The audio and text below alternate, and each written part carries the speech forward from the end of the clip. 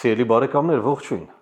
Մենք սկսում ենք մեր ինքնությունը նախագծի հերթական դրվագը, հերթական թողարկումը, որտեղ մենք անդրադառնում ենք ըստ իս կարևոր հարցերին։ Հարցեր, որոնք իմ կարծիքով կարևոր են քննարկելու, վերլուծելու, իրենց խորքը տեսնելու համար։ Մենք պայմանական ենք կոչել այս հաղորդաշարը, այս թողարկումը, այսինքն այս նախագիծը մեր ինքնությունը, որովհետև ըստ իս մեր ինքնության մեջ պարփակված են բոլոր այն շերտերը, որոնք անհրաժեշտ են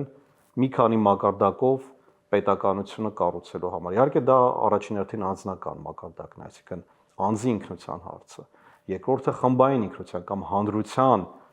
դիմակայունության, իմունիտետի խնդիրները եւ ի վերջո պետության, պետականության եւ ազգային ընդհանուր ինքնության խնդիրն է։ Ոմանք ես նկատել եմ, որ փորձում են մի փոքր նաեւ ծաղրել ինքնության մասին զրույցները, ոչ թե խոսքը այս հաղորդման մասին, այլ ընդհանրապես փորձում են համարել, որ դա ժամանակավրեպ է, մնացած է անցյալից, աշխարհը առաջ է գնացել եւ նման հարցերը թերևս պետք է մեզ չհետաքրքրեն։ Միգուցե ճիշտ են։ Ես համաձայն չեմ ճիշտն ասած, որովհետեւ նայած թե ինչպես ենք մենք նայում իրենց, ինչպես ենք մենք վերլուծում, ինչպիսի կարևորություն ենք տալիս այդ կոնստրուկտին, այդ կառուցվածքին, որի մեջ, ինչպես նորից ասացի,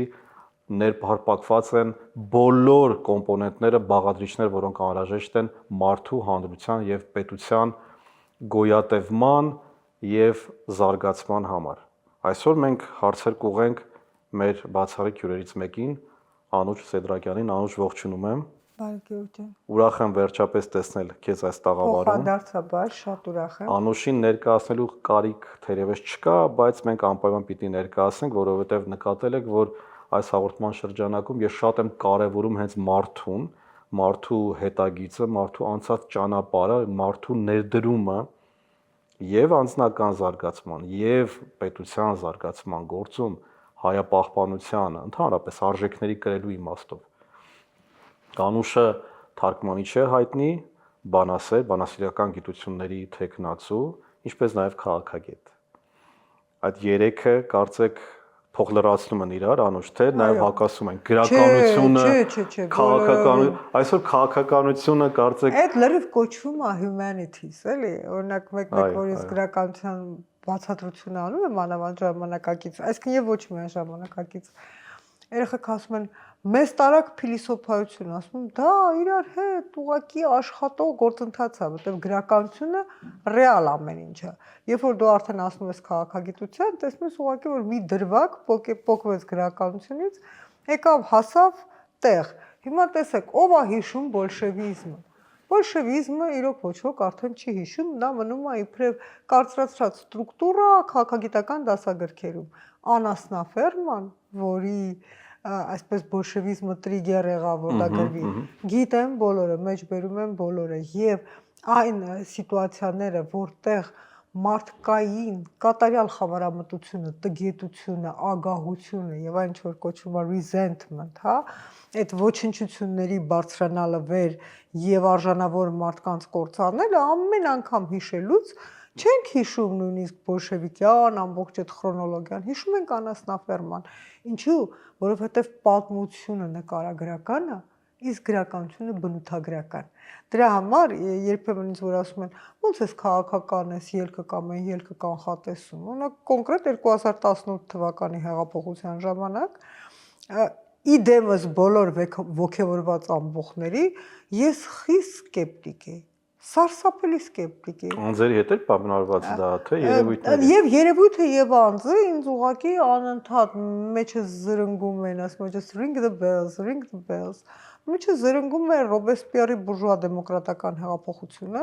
իր բոլոր դրվագներով, իր հարձակումներով եկեղեցու վրա, նույնիսկ երբ որ այդ սպիտակ զգեստներով որոշեցին հավաքանել, դա էլ է Ռոբեսպիերյան հայտնագործություն, նա որոշեց հանուն մեծն աստվածության բան անել, աղոթք անել, ինչ նման է, չէ՞, այս ամեն ինչպիսի զուգահեռներ կան, եկեղեցիները թողած Բաքում, հատուկ հրապարակում, հետո եկեղեցիների խորաններից հանվեցին բոլոր սրբապատկերները, Հիսուսի արձանը եւ թագավորներին նետեցին։ Հա, եւ չէ, եկեղեցիների մեջ տեղադրվեցին, սկզբում դա մերկ կին էր, որը էլի շատ բնութագրական էր, հետո ինչ որ մի հատ абստրակցիա, որը կոչվում էր մեծն ուղեղ, մոտավորապես տենց մի բան, մեծն ռացիոնալության արձանը։ Եվ կոչ արեցին ժողովրդին, որ նրանք այսօր պետք է երկրպագեն այդ արձանին։ Հարձակումը կրոնի վրա դա ցանկացած ռադիկալ հեղափոխական շարժման մասն է, բայց որpեսզի դու դա իմանաս, բավական է գրականություն կարդաս եւ իհարկե կրոնի վրա ոտնձգությունները նաեւ այն պատճառով են, որովհետեւ կրոնը ամենահարմարն է հարձակումների համար, հեշտ է կրոնական դոգմաների, կրոնական ընկալումների դեմ դուրս գալ, որովհետև իսկապես դու կարող ես հակադրել իրեն գիտությամբ, ժամանակակից տեխնոլոգիաներով եւ այլն, բայց ես կուզեի այդքան չմտնենք կրոնական թեմայի մեջ, կանդրադառնանք անպայման, որովհետև ես կարծում եմ այն, որ այսօր կատարվում է Հայաստանում, նաեւ դուք երևի դա տեսնում եք օրինաչափության մեջ։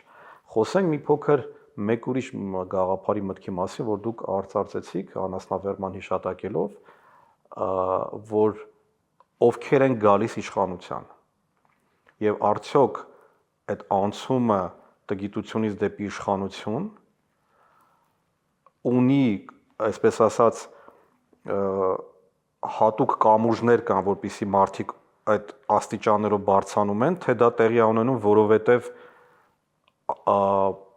քաղաքական վերնախավը ինքնին արդեն բացակայում է եւ հեշտությամբ այդ տեղը զբաղեցնում են նրանք, ովքեր կարող են եւ ովքեր ամենահամառն են վատ իմաստով։ Կարող եմ մի քիչ հետ գնալ։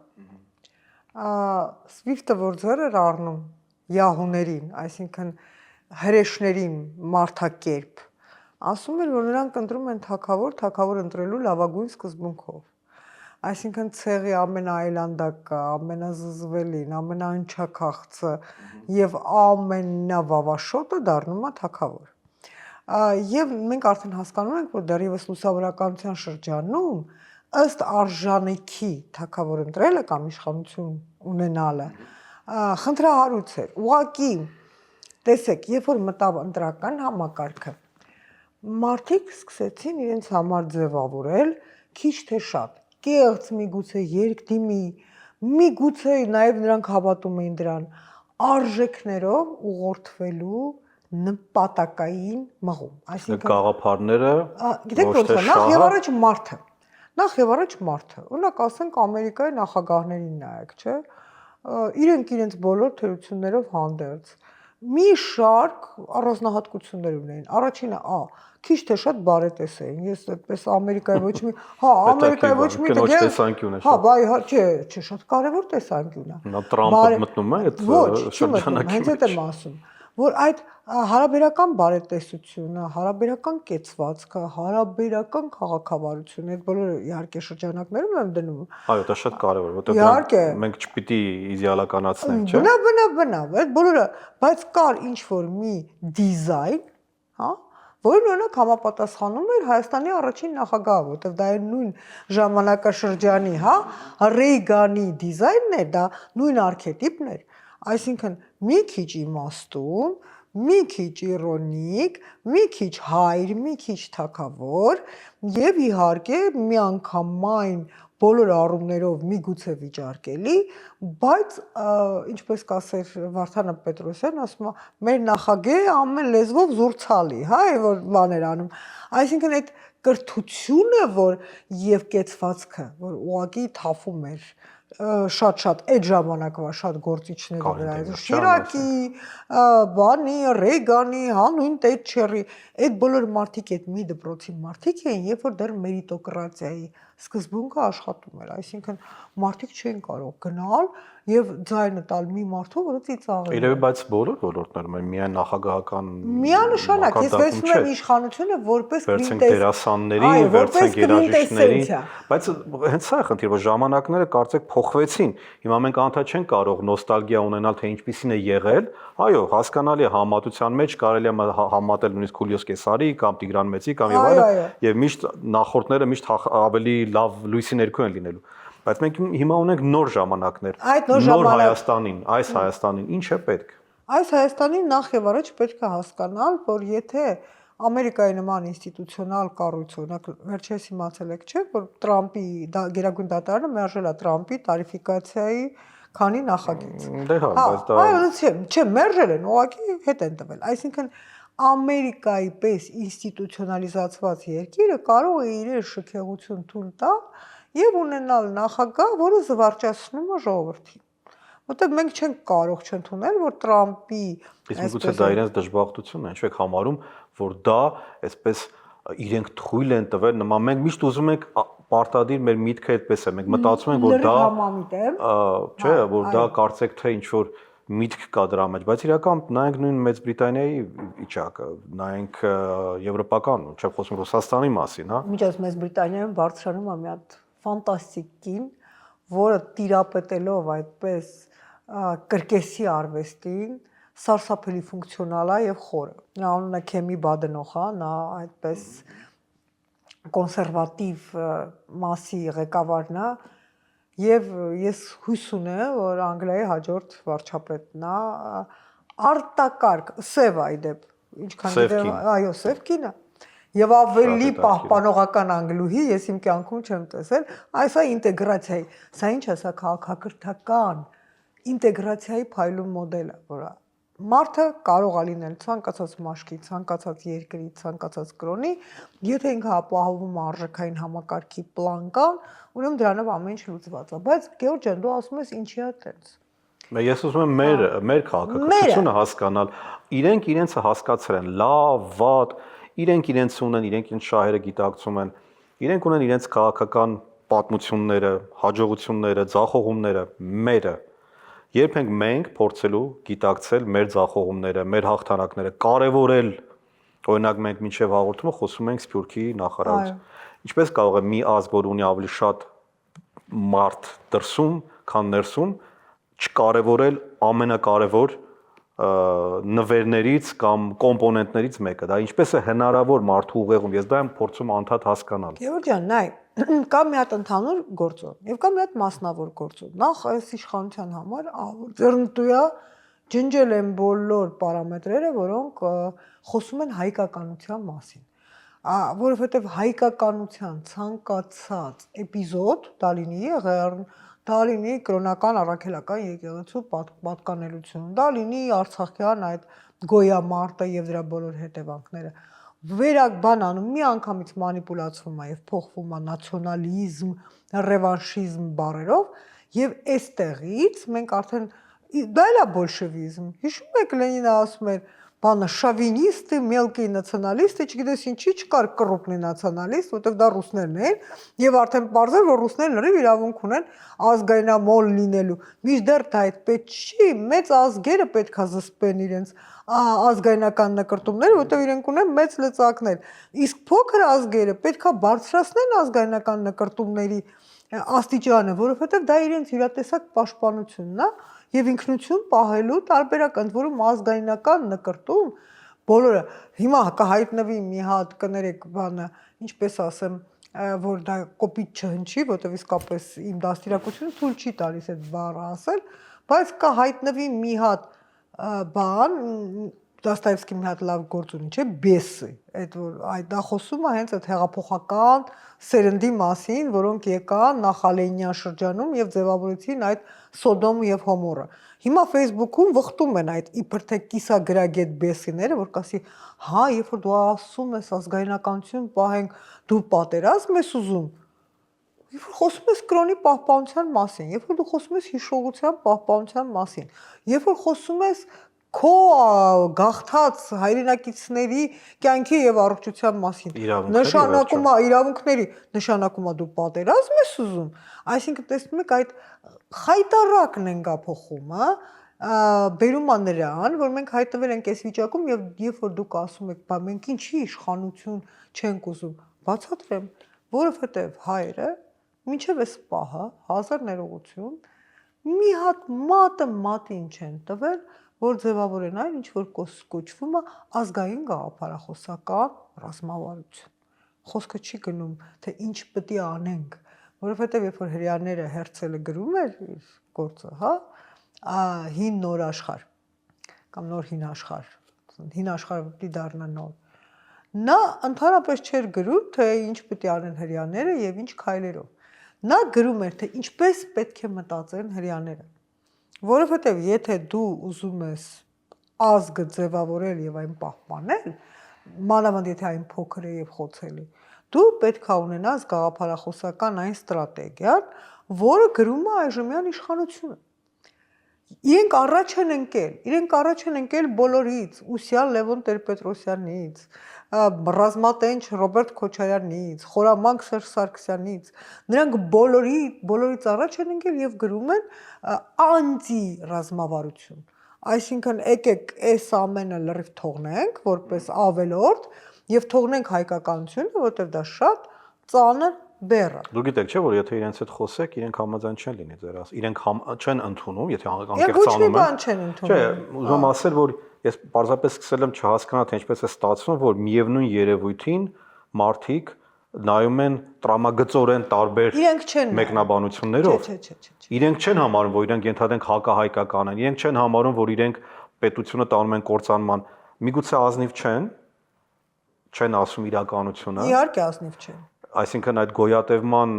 process-ի մեջ են եւ ստիպված են Արցախ բառը չօգտագործել ցեղասպանությունից, հնարավորինս հեռու մնալ, չխոսել ազգային շահերի մասին կամ դրանք քողարկել ամեն ձևով, որպեսզի հանկարծ իրանց գլուխը բարձր չելնի եւ հանկարծ Ադրբեջանը, Թուրքիան կամ մնացածը, չէ՞ որ դա նույն ձեր ասած Լևոն Տեր-Պետրոսյանից էր գալիս, որ մենք պիտի միջազգային հանրության հետ հաշվի նստենք, նրանք ինչ կասեն մեր մասին, եթե մենք հանկարծ ճանաչենք Արցախը, չէ՞ որ մեզ դրա համար կդատապարտեն, դա ինչ էր այդ։ Իսրայելում ինձ մի դասախոսության կանչեցին, ես այդ դասախոսությունը սիրով լսեցի, որտեղ հрьяաները հպարտանում էին, գիտեք ինչ։ Որ գրավել են ասկաման տարածքը։ Չէ, որ ՄԱԿ-ը իրենց դեմ ընդունել է 500-ից ավել ռեզոլյուցիա։ Հասկանում եք, 500-ից ավել մերժողական, դատապետող, չգիտեմ, գանգատաբան եւ այդ բոլորը, այսինքն նրանք իհարկե ակնհայտորեն չէին հպարտանում, բայց այսպես դե մինչեւ հիմա ապրում են հոբելյանական 500 ռեզոլյուցիա, որը նրանց մերժում է, այսպես ասած։ Լավ, մենք ոնց ոչ թե համատվենք հрьяաների հետ, որտեղ այնտեղ շատ հարցեր կան բացասական իմաստով նաև, բայց մենք ինչպես արտնացնենք մեր ազգի մեջ դրանով զբաղվում է էլիտան, ներկա պահին մեր էլիտան, այսինքն էլիտան մենք կոչում ենք ինչ էլիտա, միանշանակ ձեր հետ համաձայն եմ, ինչ էլիտա, այսինքն էլիտան են առումով որ դա լավագույն ներկայացուցիչներն են ազգի, հաստատ չէ, ու միշտ չէ, այսինքն բոլոր իշխանությունների օրոք չէ, բայց որ էլիտան մենք պրեզումպտիվ համարում ենք նրանց, ովքեր տիրապետում են հնարավոր լծակներին եւ կարող են այսպես թե այնպես ազդել երկրի ճակատագրի վրա, դե հիմա դրանք են էլիտան։ Ժամանակին էլիտան, ասենք, ցեղապետերն էին, հետո շամաններն էին։ Դուք ուղղակի նկատում եք նրանք, որոնք վերևում են բուրգին։ Նրանք, ովքեր տիրապետում են լծակներին։ Բայց հայրենասիրությունը, ազգային շահի գիտակցումը, պատասխանատվությունը, դրանք կարևոր չեն։ Նման բաներ պետք է լինեն այն ժամանակ, երբ որ դա օգտակար լինի հենց էլիտային։ Այդպիսի մի խաղան իրենք հիմա այդ իհարկե, իսկ հիմա ներկայությամբ մեր ազգի էլիտան եւ միշտ մտածել է, որ խաղա իր անձնական տիրույթում մեր ազգի ոչ մի էլիտա չի խաղացել ազգային հանրային տիրույթում, չի դրել ազգային հանրային շահ, չի դրել ազգային հանրային նպատակ։ Դրա համար, տեսեք ինչքան խելոք են օրինակ այդ նույն բոլշևիկները։ Նրանք սարքեցին Սարքովի նպատակ, բայց այդ նպատակը վեհ էր։ Նրանք ասին մենք բոլորս գնում ենք դեպի կոմունիզմ եւ ժողովուրդը, ասենք,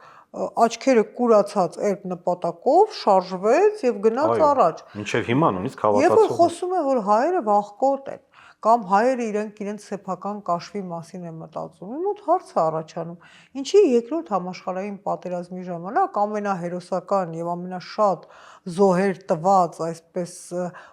փոքրամասնությունը, որտեղ մենք քիչ ենք եւ հարաբերական կազմով մենք շատ ավելի շատ քաջ ենք կռվում եւ ինչ էր պատահել, ընդհանրապես էլեմենտար մի բան, հայտնվել էր գաղափարախոսություն, որի մեջ մարդիկ տեղավորվել էին տարբեր ազգերի։ Իհարկե այդ գաղափարախոսությունը չդիմացավ իր սեփական կյանքին։ Այսինքն կար մոտիվացիա եւ իմաստավորված էր իրենց անգամ մահը։ Այո, իմ սիրած բառերը, հա, որ բանը Յունգը ասում է, մարդիկ չունեն գաղափարներ։ գաղափարներ ունեմ մարդկանց։ Այսինքն ամեն մարդ քայլող գաղափար է, դա կարող է լինի շատ նսեմ գաղափար, ասենք ինչ որ պետքա տամ, բայց իշխանությունից պահեմ։ Դա էլ է, չէ, գաղափար։ Ում եք ակնարկում։ Բանը ընդհանրապես ասում եմ անժենեղալ բան իրավունք ունեմ տենց ասելու հա ասենք ինչ որ տամ ինչ որ պետքա տամ եթե պետքա բանը բրթուճնել տամ բայց բան անեմ բայց Արարատն էլ հա արարատը դե բրթուճից հաստատ կարևոր չի էլի բրթուճը առարկայական արարատը ընդհանրապես հերավոր ազգը սկսում է ուղակի բան անել քայքայվել այն պահին, երբ որ ցանկացած հոգևոր կատեգորիա փոխարինում է նյութական կատեգորիա։ Իսկ ազգը մենք ընդհանրապես ասում ենք, որ պետությունը պիտի ունենա իմունիտետ, իսկ արդյոք ազգը ունի ներքին իմունիտետ ներքին հիվանդությունների հանդեպ։ Թե ինքը միայն կարող է դիմագրավել, երբ որ կա արտաքին թշնամի։ Ազգը ներքին թշնամիների ներքին այսպես կատարվածի դեմ Չուզեցի կոչել ներքին թշնամի, ներքին, այո, ներքին դժբախտության, հա, ներքին պատուհասի։ Հիվանդության։ Այո, ներքին հիվանդության։ Այսպեսի մի բան կա, չէ, հայրս լավ բժիշկ էր, դրա համար իրենց պետք է օրինակ բերեմ, երբ է սկսում օրգանիզմում քաղցկեղը զարգանալ եւ օրգանիզմը սպանել, երբ որ քո բջիջները չեն ճանաչում այն իբրև թշնամի։ Իսկ սա քանի որ ներսից է, հա, այս ամբողջ ախտը ներսից է, մեր իմունիտետային բջիջները չեն ճանաչում այս ախտը իբրև թշնամի եւ դրա համար տեղի է ունենում հոգեվոր քաղցկեղ։ Գայլերը գարանտ։ Այո, իսկ հոգեվոր քաղցկեղը դա աշխարհի ամենասարսափելի քաղցկեղներից է, որովհետեւ անհատը ինքը չի էլ հասկանում։ Տեսեք, այս վերջին աջափնյակի դեպքերը Այս վերջին աջափնյակի դեպքերը, երբ որ մարդկանց սպանում են եւ իշխանական քարոզիչները իրար տեղ չտալով գրում էին ինչ ուրիշ երկրներում մարդ չեն սպանում կամ նախկինների ժամանակ մարդ չեն սպանում։ Կամ կարող ուրիշ երկրներում փոսեր չկան ասված։ Հա, փոսեր չկան։ Չէ, չկան։ Ես ամբողջ Իսրայելը Իսրայելը տեսեք որ նկարներ են դնում որտեղ ցույց են տալիս եւ իսկապես այնպես չի որ իսկապես չկան կարող է ինչ որ մի հերրավոր գյուղում կա ինչ որ ամբողջ Իսրայելը ոտատակ տվի Կոսովոն ոտատակ տվի բանը այնպես չկար փոստ դե կներեք հիմա ես չգիտեմ էլի չկար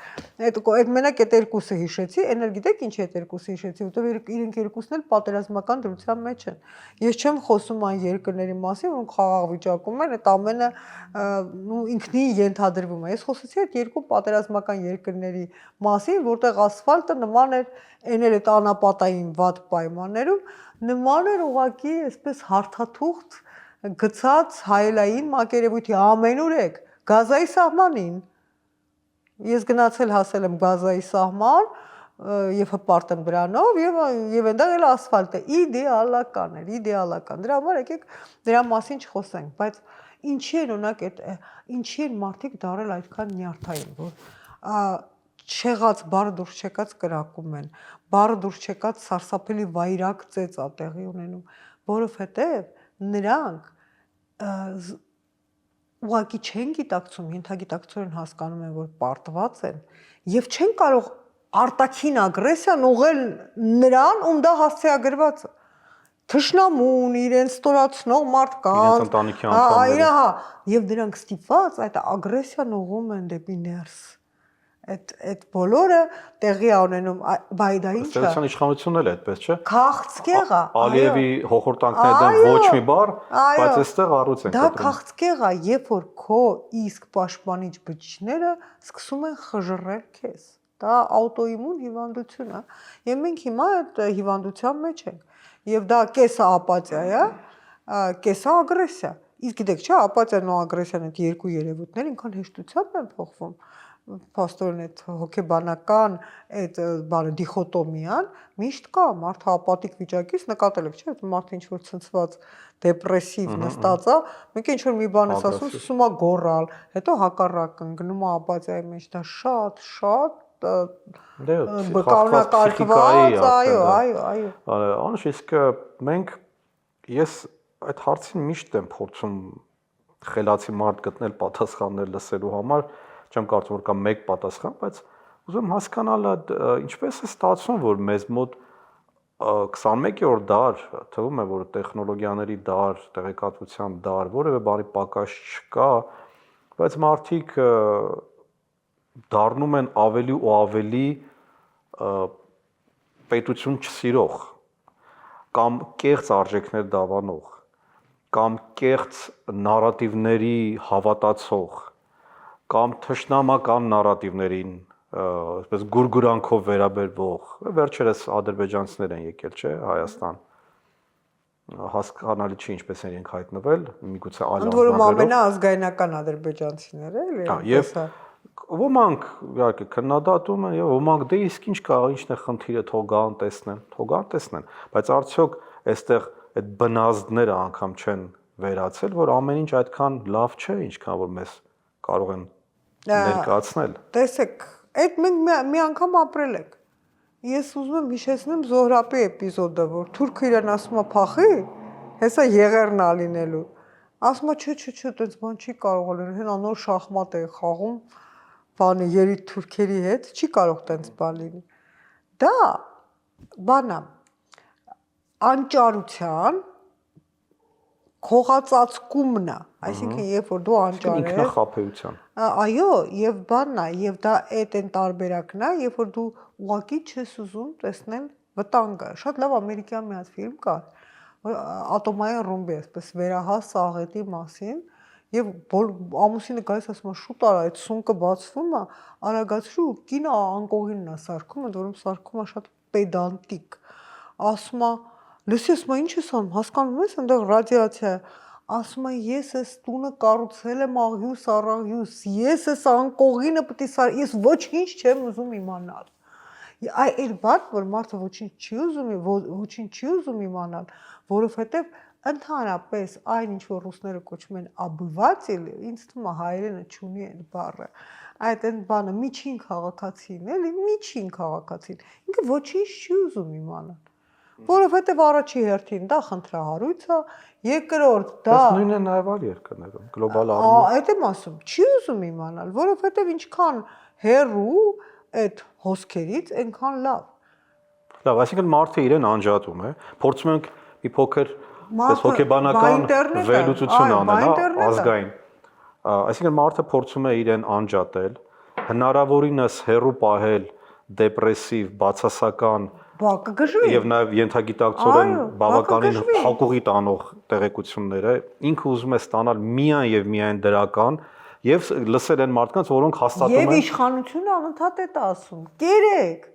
Կերեք, վայելեք, գնացեք համերգի, թմբուկ, Snoop Dogg, չգիտեմ։ Իշխանությունը հասկացել է, թե ինչպես պետք է հասարակությանը քնեցնել։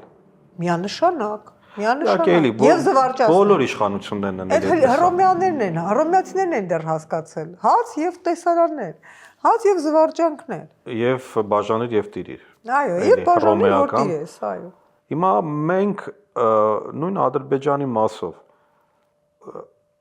հնարավորություն կա, որ այսինքն դա հնարավոր է ընդհանրապես, որ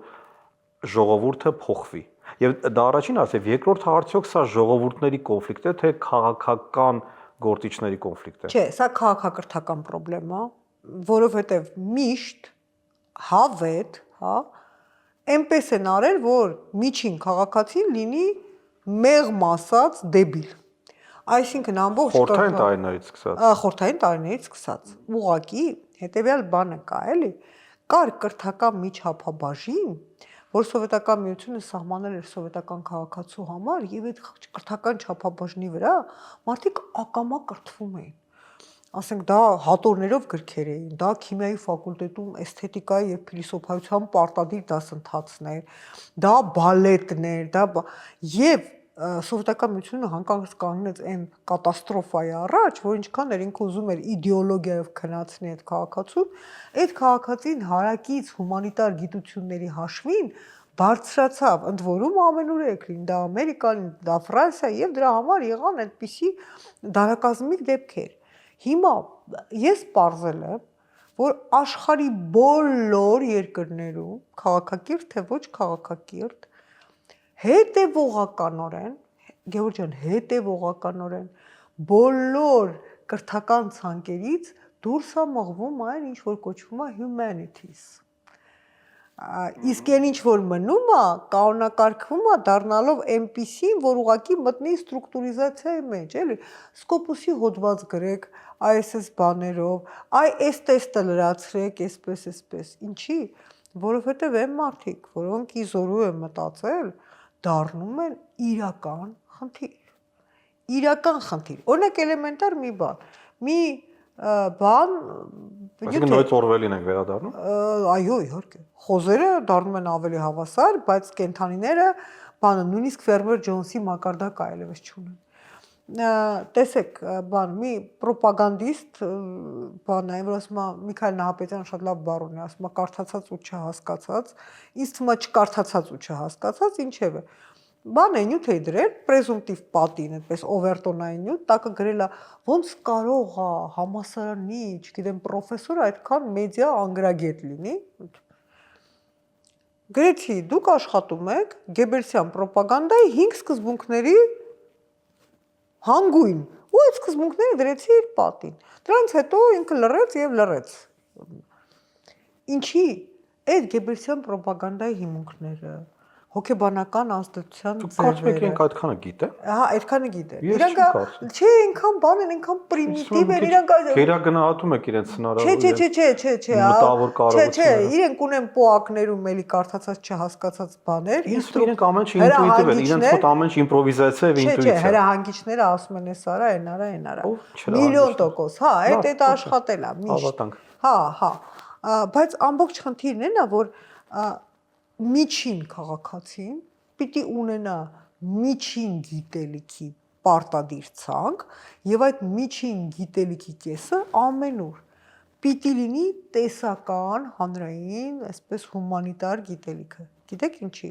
որովհետեւ մարդկային երեխայի ուշադրությունը 21-րդ դարում Յուվալ Նոա Հարարին է դրա մասին անդադ ահազանգում եւ խոսում։ Երեխայի ուշադրությունը այլևս 2 րոպեից ավել չի մնում։ Մենք դարձել ենք 2 րոպեանոց մարդիկ։ Մեր ֆոկուսը, իսկ ուշադրությունը համարվում է TikTok-ի չափով ռիլերի։ Այո, TikTok-ի, մեմերի եւ այլն, չէ, դա էլ է կարեւոր, դա ուղղակի կվինտեսենցիան է, բայց կվինտեսենցիան, այսինքն սիմվոլը տեսնելուց հետո դու պիտի տեսնես այն ամեն ինչ որ նրան շրջապատում է,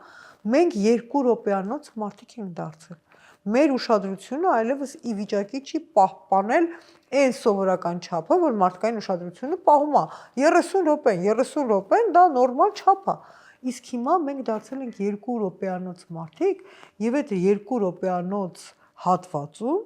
ամենահարմար գործընթացը դա ուտելու գործընթացն է եւ զվարճանալու գործընթացը։ Դուք հասկանում եք 2 րոպեում կարելի է ուտել, գաղափարախոսություն զարգացնել 2 րոպեում հնարավոր չէ։ Դա հեդոնիստներ են ըստ էության։ Հա, բայց այդ շատ պրիմիտիվ հեդոնիստներ են, որտեղ այն ժամանակվա դասական հեդոնիստները մի հատ հսկայական սիրուն տեսություն են սարքել, թե ինչ են իրենք հեդոնիստ, ոնց պիտի լինեն հեդոնիստ, դա ոնց է կատարվում։ Հիմիկվա հեդոնիստները գտնվում են 2 տարեկան երեխայի ինֆանտիլ մակարդակի վրա, դրա համար աճ ու ձախ ամբողջ global narcissistic disorder, նարցիսիստական այդ շեղումը դարձել է արդեն, իսկ դա լուրջ շեղում է, այսինքն դա գիտեք ինչ է նշանակում, դա նշանակում է մարդը դատարկա, ագահ եւ ինքնակենտրոն ենքան, որ բոլորին կործանում է։ Մի հարց տամ, ինչպես է կոչվում այն երևույթը, որ մեր մասն եմ ասում հայերիս, որ մենք մեր մասին ունենք շատ ավելի բարձր պատկերացում, բայց իրականությունը բավականին տարբեր է։ Ես չեմ ասում մենք շատ ցածր ենք իրականում, բայց մենք մտածում ենք որ մենք բարձր ենք, բայց ըստ իս առճատում կա այդ ընկալման եւ իրականության միջեւ։ Մենք մեր մասին բավականին բարձր, շատ բարձր, հաճախ այդպես դիեզերական մակարդակի։ Մյուս կողմից մենք ունենք մեծագույն խնդիրներ եւ բարոյականության եւ գրագիտության, սկզբունքայնության, վախկոտության։ Իհարկե ես թվարկում եմ վատ բաներ, մենք բնականաբար ունենք լավ բաներ եւ վերջում ես հարցնել եմ ինչ լավ բաներ մենք ունենք, բայց այդ աղճատումը շատ լավ ժողովուրդ է։ Դրա առանձին մի հատ վերջաբանը հենց դրա մասն է լինելու, թե որոնք են մեր դրական կողմերը։ Ինչու է այդպես, այդ աղճատումը ինչի է պայմանավորված։ Ես ասեմ, ընդհանրապես բոլոր երկրների համար Այ ինչ որ ես խոսում եմ միջին քաղաքացու, հա, այդ միջին զանգվածը, որ կազմում է բնակչության մոտ 70%, որում կապ չունի հարուստ, աղքատ, ոչ մի։ Իրեն գտնվում են զարգացման այնպես մինիմալ մակարդակի վրա, եւ դա ազգապահպանության համար կարևոր խնդրեմ չի։ Կարևոր խնդրեմը այն է, թե ինչով է շնչում, ոնց է գործում եւ ինչ է անում մնացած 20%։ Այն կոչված էլիտան, որ Կրիտիկական զանգվածն է, հա։ դա այդ 20%-ի որակական իրավիճակից է կախված ողջ ազգի ճակատագիրը եւ իրավիճակը։ Փոքրամասնությունը Այն գերիշխում է մեծամասնության այո, վրա։ այն փոքրամասնությունը, որը տալիս է ազգի տեմպը, այն դիրիժորը ոնց է չափը տալիս, չէ՞։ Այդ հիմիկվա տեսեք հիմա այդ էլիտան տալիս է այդ չափը եւ տանում է Բայց ինչպես են իրանք այդ մուլտիպլիկատիվ էֆեկտին հասնում, օրինակ ընտրությունների ժամանակ փոքրամասնությունը կարող է մեծամասնության դեր ըստեյության կատարել։ Դա ընդհանրապես այն է, որ սովորական քաղաքացին ծուլացել է եւ եթե իրան զրկում ես դրայվից, այդ գաղափարից, հա, բանը ժամանակին է դրայվը ընտրակաշարքն էր, դրանից առաջ գաղափարախոսությունն էր, այսինքն եւ դրանը զրկում ես դրայվից, նա ոչ մի ավելորդ քայլ չի անում։ Գիտեք ինչի, որովհետեւ էլիտան պիտի աշխատի ազգի մտածողության վրա եւ աշխատի բարվոք։ Ախր տեսեք հрьяաները բանը ցեղասպանվում են, բայց դեռ չի հասել, դեռևս պագրոմների մակարդակով։ Դեռ չի եղել, էլի բան, այդ կոնցլագեր, այդ հոլոկոստը դեռ չի եղել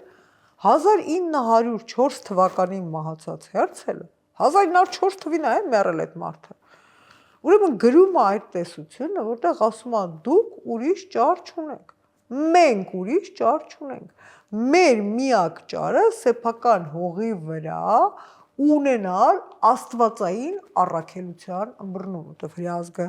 միշտ կարճած է եղել կրոնից, այսինքն փոքր ազգերը, եթե չկարճեն կրոնական կոմպոնենտից, իրենք կորած են ընդմիշտ, որտեղ կրոնական կոմպոնենտ ահավոր ցեմենտող կոմպոնենտ, այսպես միավորող։ Ես ինքս ագնոստիկ եմ, ընդհանրապես այդ բոլոր բաների հետ կապ չունեմ, բայց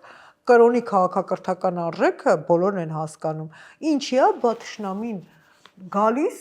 ու կպնում դիմացինի կրոնին։ Ինչի է ինքը ուզում ոչնչացնել քո կրոնը, թող հանգիստ մնար, չէ՞։ Նա հասկանում է դրա կարևորությունը։ Ինչի է ուզում ոչնչացնել քո տառերը, քո լեզուն։ Նա հասկանում է, որ ազգային իդենտիֆիկացիայի այդպիսի ռեսուրսի դեպքում, եթե դա պահպանվի, վաղը մյուս օրը ազգը կարող է դառնալ պատուհաս, նայում են հрьяաների օրինակին։ Եվ Հերցելը գրում է իր գրքում հետևյալը, ասում է. «Եվ ուխտում եմ ձեզ անպայման եւ վստահ եմ, որ դա կկատարվի, ինձ թաղեք նորելուկ Իսրայելի պետության հողում»։ Այսինքն դա այն հավատն է, գրեթե Կիերկեգորյան, եւ այդ համոզմունքը, գիտեք ինչքան են այդ մարդուն ձեռառնում հрьяաները։ Հрьяաները, այդ հрья քաղաքացին են, որ հիմա բանը, որը դեռ հոլոկոստը չէր տեսել, պոգրոմներից էր բաներ անում, կարողանում էր նրան փող տալով պլստալ, որ հիմա մերոնց էլ է թվում, որ հեսա մեկին սենց կտան, մեկին նենց կտան, ադրբեջանցու հետ մի բաժա գինի կխմեն կպլստան, չեն պլստալու։ Բանը 15 թիվը ձեզ օրինակ, բայց դա չի խնդիրը։ Հիմա ոնց կգնա, թող կգնա, բայց այդ մարդիկ վստահ են, որ իրան կանցնեն, որ ասում է բաների ասում է, որ անձրև է գալիս, հрьяաները անցնում են շիթերի արանքով, չէ՞։ Նրանք վստահ են, որ դա կանցնեն շիթերի արանքով, չանցան։ Եվ երբ որ արդեն չանցան, ունեին այն էլիտան, որը մտածում էր, դա բաններ, Վայսմաններ, դա Ժաբոտինսկիներ, դա այդ բոլոր խենթերն ու խելագարներն էին, որոնք կազմավորում էին ազգային մտածողությունը։ Եվ հիմա իրենց այդ բանում, գերեզմանոցում, իրենց գերեզմանները բոլորը բերած են, որովհետև հрьяաները սարքում են հիշողություն։ Սարսափելի է, չէ՞։ Այդ մարդիկ չունեին պետական հիշողություն, սարքում են, մշակութային հիշողություն չունեն, սարքում են։ Մենք հետևողականորեն ոչնչացնում ենք եւ այո, չունեին եւ սարքում են։ Եվ իսկ մենք բանը այդ բոլոր ազգակենտրոն բաները հետևողականորեն ոչնչացնում ենք եւ հետևողականորեն ոչնչացնում ենք, որտեղ այդ խոսույթով նախ մեր էլիտան հաստատվում է իր իշխանական կայունության մեջ, իսկ դուք ասում եք իրենք հավատում են եւ իրենք ասում են, որ մենք ազգի բարության ենք գործում։ Ես մի հատ օրինակ բերեմ հորս պրակտիկայից։ հորս ընկերոջ կինը մահացել էր եւ բանը վիրահատության ժամանակ, պլանային վիրահատության ժամանակ եւ այդ ընկերը ասաց, գիտես, ասում է, իրենք ասացին, որ անհույս էր, հնարավոր չէ իրեն փրկել, որտեղ այնտեղ արդեն մետաստազներ են եւ պատկերացնում ես, բա հայրս sense գլխով է անում, բան ու հետո որ գնաց այդ մարդը տենց, արդեն 40 քա անցել էր, բաման, եկել էր ուղակի մխիթար էր հայց։ Ասաց սարսափելի է, գիտես, չէ, դա բժշկական պրակտիկա է, երբ որ պատահաբար հիվանդը մահանում է, բժշկի տխմարության եւ ոչ պրոֆեսիոնալության բանով, որpիսի դա հետագայում խնդիրներ չառաջանա, ստեղծվում է այդ միֆը, որ պարզվեց, որ փրկություն չկար։ Այ հիմա այդ հիվանդը Հայաստանի Հանրապետությունն է, երբ որ բժիշկը անտաղանդ է եւ ասում է պարզվում է, որ փրկություն չկա, պարզվում է այդ անշնորհք վիրահատությունը միակ հնարավոր վիրահատությունն է, ուրիշը չի կարող լինել։ Դա ի՞նչ է, դա էլեմենտար աչքակապություն է, Գևորգ ջան, դա ինչի որ իրենք հավատում են, որ իրենց քայլերը միակ հնարավոր արդարացվածն են։ Եթե իրենք հավատային, այս ամբողջ 8 տարիների ընթացքում 1000 անգամ կոնցեպտ չէին փոխում։ Արցախ Հայաստանը եւ վերջ, նոր պատերազմ, նոր տարածքներ, հետո ոչ մի կապիտուլյացիա, հետո արդեն բան, հետո ոչ մի Զանգեզուրյան միջոց։ Այո, մարդը, որը վստահ է իր ասածին, այդպիսի արագ բաներ է անում, փոփոխություններ անում, իհարկե ոչ։ Դա այդ օպերացիայի բանն է, էլի։ Ինչպես է ստացվում, որ պետությունը ըստեյության կտրում է այն ճյուղը, որի վրա ինքը նստած է, բոլոր պետությունները ըստեյության հասկացել են կրոնի ուժը։ Ոմանք փորձել են օգտագործել, օրինակ իսլամը։ Իսլամը քաղաքական կրոն է։ Ոմանք օգտագործել նաև քրիստոնեությունը, վերցնենք ամբողջ խաչակրաց արշավանքները, Հռոմի կաթոլիկ եկեղեցու հզորությունը եւ նաև բյուզանդական եկեղեցու հզորությունը, ինչու՞ չէ նաև ռուսական եկեղեցու օգտագործումը տարբեր նպատակներով։ Միացյալ Նահանգները վառ օրինակ է, թե ինչպես է ինքը կարողանում եկեղեցու պրոտեստանտական թևը օգտագործել պետության, այնպես չի որ բոլոր այնտեղ սենատորները եւ կոնգրեսականները հավատացյալներ են, բայց գնում են այնտեղ իրենք մեն մատուր, որտեղ աղոթք են անում, սկսում են Ամերիկայում դու պարտավոր ես որևէ կրոնական աֆիլիացիա ունենալ, թե չէ քեզ թարս են նայում։ Ինչպես է ստացվում, որ Հայաստանում դա պարզապես մեղմ ասած, շատ մեղմ ասած, ուղղակի կաղում է։ Մենք պետք է շնորհակալ լինենք ներկայիս իշխանություններին, ասեմ ձեզ անկեղծ, որովհետև իրենք մեծապես նպաստեցին եկեղեցու դերի բարձրացմանը եւ դա չի կարելի ուրանալ։ Որովհետև կոնկրետ այդ հատվածում եկեղեցու հանդեպ կատարված գործողությունները բերեցին նրան, որ որոշ եկեղեցականների պարզապես սրբացնում են, որ պատարակի ժամանակ բոլոր եկեղեցիները լիքն են։ Ես ամեն անգամ որ քայլում եմ, այս մեր Վարդան Մամիկոնյանի այդ եկեղեցու անունը չգիտեմ, նոր եկեղեցի է, բանը։ Տեղ դադար չկա։ Կիրակի օրով տեղ դադար չկա, Բաքում տեղ դադար չկա, ներսում տեղ դադար չկա։ Այդ մի լավ բանը կա, որովհետև մարդիկ նայեք, հակառակ էֆեկտ ունեցավ։ Հակառակ է, իհարկե, որովհետև երբ որ դու հոգևոր արքետիպի վրա հարձակում ես անում, մարդը հասկանում է, որ արքետիպը մեռավ, ինքը մեռնելու է։ Եվ ինքը ավտոմատ սկսում է այդ արքետիպը պաշտպանել։ Դա այսինքն իրացիոնալ դաշտի արդեն խնդիրը։ Իհարկե, իսկ իրացիոնալ դաշտը աշխարհի ամենաուժեղ դաշտն է։ Գիտեք ինչի, որտեղ 50-60 հազար տարի նախքան մեր ռացիոնալ մտածողության ձևավորումը, այդ իրացիոնալ դաշտը մենք ունեցել ենք։ Այն ավելի ամուրը, այն ավելի կայունը, այն ավելի հարաճունը եւ նա է թելադրում մեր գործողությունները, ոչ թե ուղեղը։ Այսինքն ցանկացած գաղափարախոսություն պիտի գտնի այն կայուն իրացիոնալը, որի վրա հիմնվում է բանը ազգային իդենտիֆիկացիան եւ դա դարձնի ռացիոնալիզացնի։ Դու չես կարող։ Տեսեք, ռուսների մոտ օրինակ շատ ուժեղը համայնքային զգացողություն, իրենք համայնք են։ Եվ դրա համար այդ վեճեներից սկսած մինչև կոմունիզմ նրանք այդ գաղափարախոսությունը լրիվ ընդունել են։ Հայերը սարսափելի, ընդ որում որ ասում են ինդիվիդուալիստ են, ասում են ստոպ, հայերը անհատապաշտ չեն։ Նրանք անձնապաշտ են։ Այդ դրանք տարբեր բաներ են, որտեղ հայերի համար անհատականություն ձևավորելու փուլը դեռ չի եկել։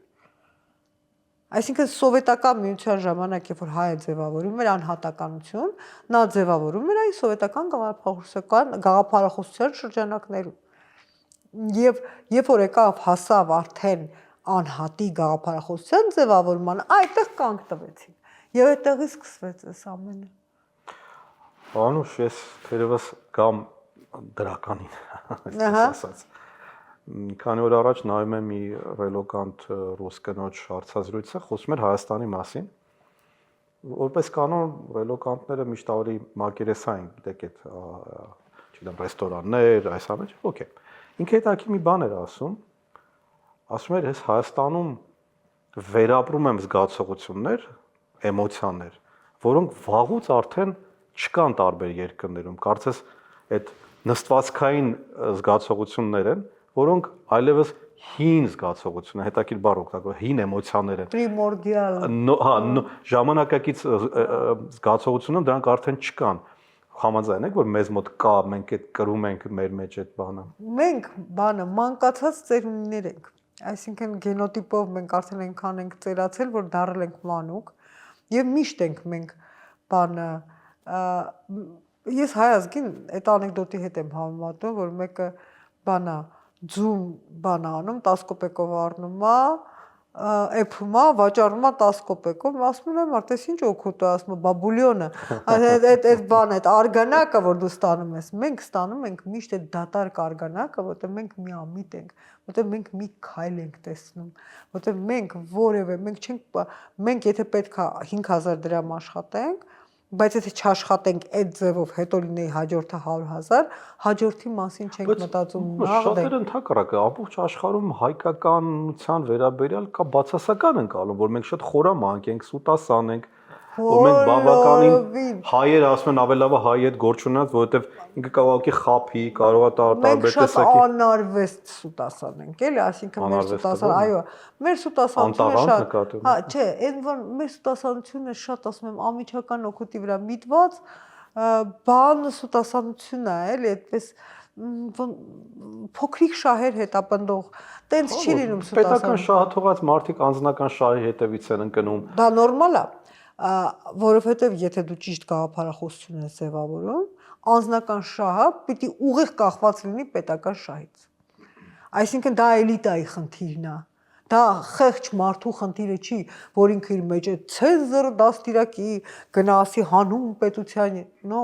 դա պետք է էլիտան ձևավորի այնպիսի կապեր, այնպիսի ստրուկտուրաներ, որ ձեռնտու լինի պետական շահը պաշտպանելը, անձնական շահի ամենաուժեղ պաշտպանությունը լինի պետական շահի պաշտպանությունը։ Դա այնքան հեշտ է անել, դա վստահություն առաջացնող պետության մեջ յուրաքանչյուր մարդ նախ եւ առաջ պաշտպանում է պետական շահը։ Ես Ֆրանսիայում խոսում էի դեռևս այդ ուսանող ժամանակ ֆրանսիական մի ծեր կնոջ հետ, որը ամեն ամիս, դե իմ մոտ էի ապրում էլ, ամեն ամիս լվանում էր պատուհանները։ Ընդ որում նայեք ոնց էր լվանում, ինքը դուրսը լվանում էր, ներսը չէ։ Ասի, իսկ կլինի մի հատ էլ ներսը լվանան կամ բան։ Ասես դե ներսը այդքան էլ կարևոր չի, ասացի ինչի, ասում է, որովհետև ներսը իմ տունն է, ես ով եմ, դուրսը Փարիզն է։ Փարիզը պետք է մաքուր լինի։ Փարիզը պետք է մաքուր լինի։ Հիմա այդ բանն էլ է, այդ պետական շահն էլ է, այդ էմիգրացիայի ալիքի հետ գնում կորչում։ Ու դա շատ պրոբլեմատիկ է։ Տեսնում եք Հայաստանը իր ազգային իդենտիֆիկացիայի քայքայման պահին լցվում է էմիգրանտներով։ Անուշ, վերջում մենք ունենք ինքնության խնդիր։ Մենք ինքնության խնդիրը մեր հիմնական խնդիրն է։ Իսկ մենք իսկապես շատ բարի Այսինքն ինքնության պահպանման, ոչ թե ինքնության, այլ ինքնության պահպանման խնդիր։ Արդեն մի քիչ էլ մնա, մենք այդ խնդիրը չենք ունենա, որտեղ ինքնություն չենք ունենա։ Մենք այդ խնդիրը հիմա մեր համար ամենագերակա խնդիրն է։ Բայց ինքնությունը գոնե ժամանակավոր ստաբիլ պահելու համար 3 բան է պետք։ Լեզուն պետք է բոլոր եղած եւ հնարավոր ջանքերով պահել, երկրորդը դա կրոնն է, ուրիշ տարբերակ չկա, եւ երրորդը դա բանակն է։ Այսինքն բանակի խնդիրը